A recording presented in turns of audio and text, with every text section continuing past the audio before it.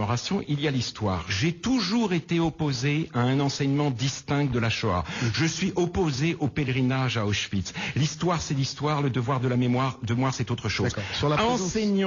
Enseignons dans toute sa vérité l'esclavage, enseignons la colonisation, mais ne nous leurrons pas, ce n'est pas par cet enseignement que les problèmes sur lesquels nous réfléchissons seront miraculeusement réglés. Alors sur la présence dans les médias, le déficit de représentativité, de représentation de certaines composantes. Encore. Et les médias, je suis partout. Alors un mot, j'ai fait un livre il y a 2 ans avec un très grand philosophe allemand qui s'appelle Peter Sloterdijk. Le livre s'appelle Les battements du monde. Nous n'avons eu d'article nulle part, sauf peut-être dans 1 ou 2 journaux. Tous les médias ont alors fait sur silence. Ce livre, mais est-ce que... Je peux vous dire que mes positions me valent dans le monde médiatique du politiquement correct, parce que ça existe, politiquement correct, figurez-vous, et je ne suis pas de ce côté-là, des inimitiés extrêmement fortes. Et que si je pensais simplement en termes médiatiques, d'abord je n'écrirais pas de livre, ce à quoi je passe tout mon temps, et ensuite je n'aurais pas signé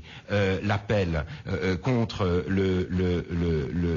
la francophobie et le racisme anti-blanc. Ça fait de moi, si vous voulez, ça fait de moi un épouvantail aux yeux d'un certain nombre de médias. Alors je suis un tout petit peu fatigué de ce genre de discours qui ne correspond à aucune réalité. Alors vous avez répondu, nous avons beaucoup d'auditeurs en ligne. Alors, question rapide s'il vous plaît, Kadour, Mohamed et puis Ahmed. Kadour, bonsoir. Moustapha d'abord, pardon. Moustapha, bonsoir. Oui, bonsoir Ahmed, bonsoir à vos invités. Je voudrais savoir pourquoi M. Finkielkraut est contre un quota pour les personnes issues d'immigration, entre autres ceux issus d'origine musulmane, et pourquoi pour les femmes tout se passe bien alors que ça a été le cas. Et une deuxième question, je voulais savoir si M. Finkielkraut est islamophobe et qui répond à ça de l'intérieur du fond de soi. D'accord, merci Moustapha. On va s'arrêter là pour vos questions. Merci beaucoup. Kadour, bonsoir. Oui, bonsoir Monsieur Elkei, je salue vos 2 invités, Monsieur Finkielkraut et Monsieur Boussouma. Merci. Tout d'abord sur le fait que Monsieur Finkielkraut s'indigne du terme usité, indigène. Lorsque Monsieur Finkielkraut en 2004 a parlé de la nuit de cristal, on peut en discuter, bien évidemment, ça peut choquer, mais ça frappe les esprits. Et il faut parler de la situation. Moi, voyez-vous, je suis français. J'ai fait mon service militaire, j'ai 28 ans, je suis au chômage, je cherche du travail depuis 1 an, et je vois toutes les difficultés que je rencontre et mes amis également. Donc il s'agit uniquement de parler de problèmes, ni parler de réparation. Il ne s'agit pas de réparation, il s'agit tout simplement d'en parler. Vous dites que dans les manuels scolaires, la colonisation et l'épisode de la colonisation algérienne est relaté de manière honnête. Moi je dis non, c'est faux. Moi j'ai souvenir que cet épisode ne tenait que sur un paragraphe.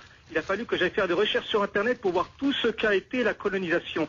Et maintenant, avec ce texte de loi qui est passé le 23 février 2005, on va orienter la lecture de l'histoire par les citoyens en devenir les élèves de manière positive. Qu'y a-t-il de positif dans le massacre de Sétif? Qu'y a-t-il de positif dans le décret Crémieux? Qu'y a-t-il de positif dans le code de l'indigénat? C'est de ça qu'il faut parler. Parlez sur le fond, Monsieur Finkielkraut. Merci beaucoup Mohamed de votre intervention. Parlez sur le fond, s'il vous plaît. D'accord, merci Mohamed. Non, on va prendre la dernière question parce qu'il y a une pause après. Ahmed, bonsoir. Je sais plus. Ne vous inquiétez pas, je vais vous redire les questions. Allô. Oui, Mohamed, bonsoir, bienvenue. Oui, bonsoir. Je voudrais poser une question par rapport au voile. Donc, moi je suis d'accord pour que les filles qui ont porté le voile malgré elles et qu'il y ait des associations qui les défendent et qui cherchent des solutions pour elles. Mais pour les filles qui justement ont choisi de mettre leur voile par conviction religieuse, etc. Et qu'on leur a dit tout simplement, vous ne pouvez pas assister aux cours tant que vous mettez les voiles. Pourquoi on ne fait pas des associations pour ces filles-là? Merci beaucoup Mohamed, on a bien compris votre question. On va se retrouver après une courte pause avec d'autres questions et la réponse de monsieur Alain Finkielkraut. A tout de suite, restez avec nous. Beurre FM. Aujourd'hui, je le dis, je n'ai pas... En fait, la question que je voudrais poser, c'est que... justement, pour comprendre ce que je vais dire, c'est pour ça que j'essaie de... Personne ne s'est soulevé. Vous comprenez ce que je veux dire? Le contexte international. Le forum débat de Beurre FM. Ahmed Elkei. Suite et fin de notre forum débat ce soir, nous sommes en compagnie de monsieur Alain Finkielkraut. Nous continuons à répondre à vos questions. Celle de Kadour concernait Alain Finkielkraut, la question des quotas. C'est une question intéressante, si vous voulez, parce que, qu'on soit ou non favorable aux quotas, ils sont contraire à la tradition républicaine. La République en France, elle est colorblind. C'est son honneur, c'est peut-être sa limite. Et je vois, moi, naître aujourd'hui une contestation grandissante de la République elle-même. Et je préférerais une condamnation de la République au nom de ses propres principes. C'est plus la manière d'appliquer ces principes qui est condamnée que la République elle-même. Non, parce que, si vous voulez, la loi sur le foulard est très, très emblématique. C'est une loi républicaine, si j'ose dire, pur sucre, et c'est en tant que telle qu'elle fait l'objet d'une réaction de rejet. Alors il faudrait savoir, est-ce qu'on veut, si vous voulez, la République telle qu'en elle-même, ou est-ce qu'on veut autre chose? Peut-être faudra-t-il l'amender, l'améliorer, la dérépublicaniser quelque peu. Moi, je crois qu'on a tout avantage à rester dans un cadre républicain et que rien ne serait pire pour la France que le modèle multiculturel qui prévaut dans les pays anglo-saxons. Donc, les quotas, peut-être, mais si toutes les autres solutions échouent, et il me semble, moi, que la vraie solution,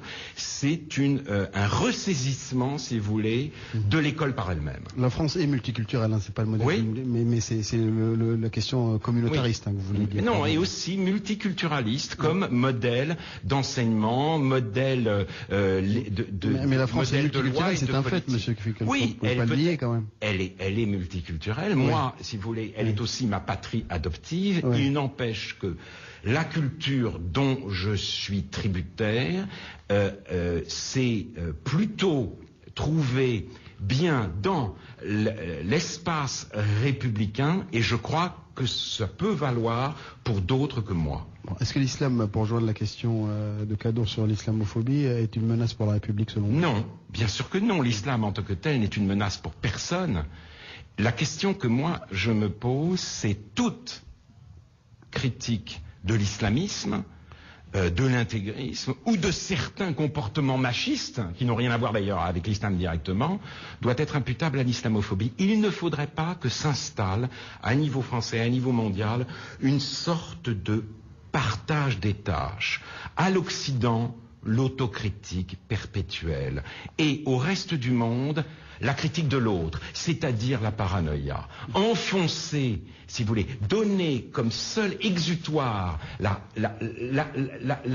au mécontentement, la paranoïa, c'est à mon avis aggraver les choses. L'autocritique, tout le monde aussi y a droit. Bien, il nous reste 5 petites minutes pour répondre aux deux dernières questions. Ahmed puis Amira. Ahmed, bonsoir, bienvenue. Bonsoir monsieur le Kei, bonsoir vos invités. Je sais que faut le faire très rapide parce qu'il reste plus beaucoup de temps. Merci Ahmed. Moi j'ai sélectionné un sujet ce soir, à propos, j'ai écouté vos invités, vous, et puis j'ai retenu une chose. Moi je continue à croire que les enfants de victimes restent victimes dès lors, monsieur, que leur mémoire est occultée. Oui. C'est ce qui se passe là actuellement.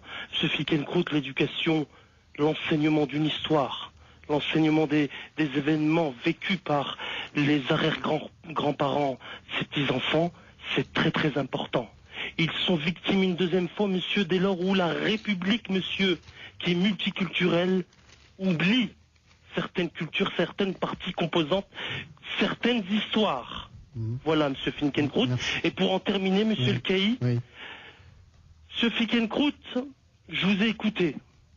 Et avant de partir, j'aimerais au combien j'aimerais, parce qu'on vous entend rarement sur Beurre FM, j'aimerais que vous condamniez ce soir monsieur Fickelkroot, monsieur Welbeck et madame Falacci, pour avoir tenu dans 2 livres respectifs des propos outrageants envers les musulmans, des insultes islamophobes. Merci Ahmed de votre intervention. Au revoir messieurs, merci. Et bonne soirée, et à une autre fois monsieur Fickelkroot. Oui, il reviendra. Au revoir monsieur. Au revoir.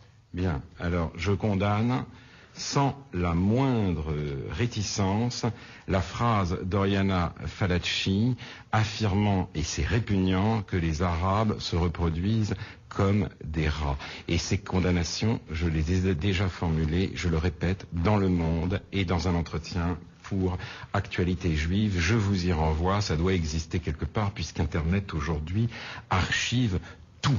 Il est inexcusable de s'exprimer en ces termes quant à dire que l'islam est la religion la plus con.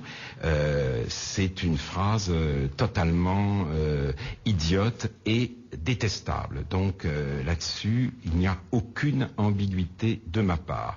Quant à la mémoire, alors oui, mais toute la mémoire.